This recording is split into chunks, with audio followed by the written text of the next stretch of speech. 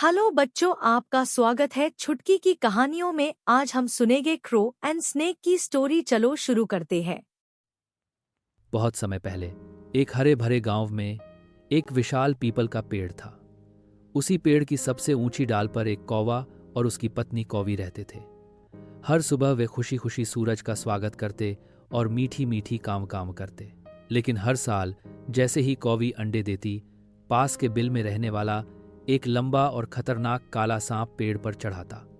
वह चालाकी से घोंसले तक पहुंचता और सारे अंडे निगल जाता। कौवे दंपत्ति असहाय होकर देखते रह जाते।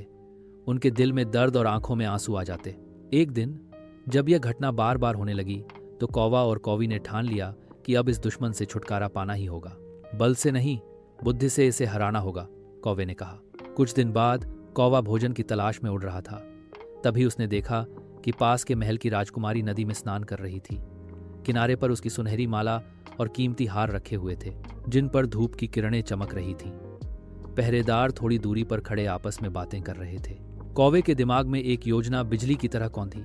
वह झटपट नीचे आया, अपनी तेज चोंच में हार को दबाया और पंखों की पूरी ताकत से उड़ते हुए सीधे पीपल के पेड़ की ओर बढ़ा।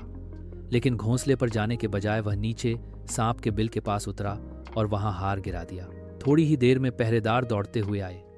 हार को सांप के बिल के पास देखकर उन्होंने सोचा कि चोर यहीं छिपा है। उन्होंने लाठी और भाले से बिल खोदा और सांप को बाहर खींच लिया। क्रोधित पहरेदारों ने उसे वहीं मार डाला और हार लेकर महल लौट गए।